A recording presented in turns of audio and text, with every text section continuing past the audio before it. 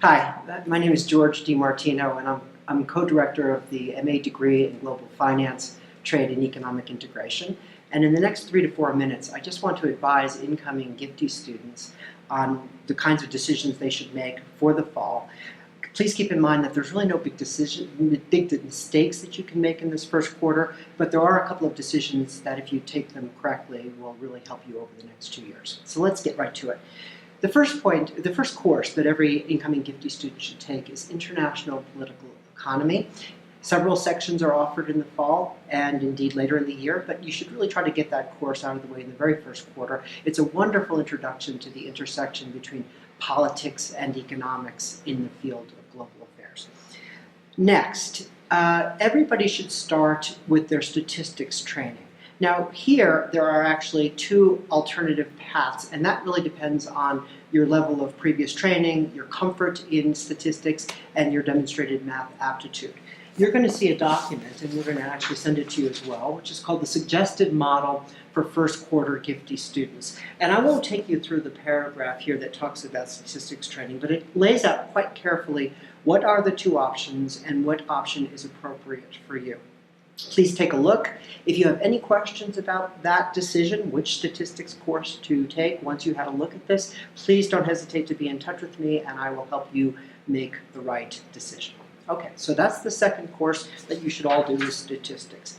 Third, for those of you who come to us without a strong background in economics, or even if you've had economics training but you're not really quite comfortable with the concepts, the logic, the way in which economists think, there's a course that I'll be teaching actually this quarter. It's called Economic Fundamentals and Global Applications.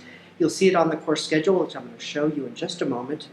INTS 4536. Now again, this course is intended for those of you who weren't economics majors, who haven't perhaps had any economics, but it's also perfectly appropriate for those of you who did study economics but who want a refresher course before you jump into the other courses at Korbel that entail economic analysis. So please feel free to take that course if you're in that category, or if you have any questions about your own economic training, just email me and I will help you make your decision.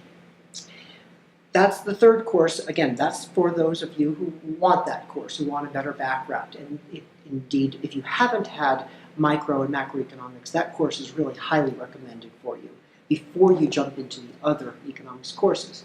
Now, for those of you who don't need that course, you can jump right away into International Monetary Relations, which will be offered this fall and again in the winter, but there's no reason why you should wait till the winter if you are able to take it. It is one of the three courses that constitutes the GFTEI core, and it will be offered one section this fall, and there are seats available as of the moment I'm speaking to you about that.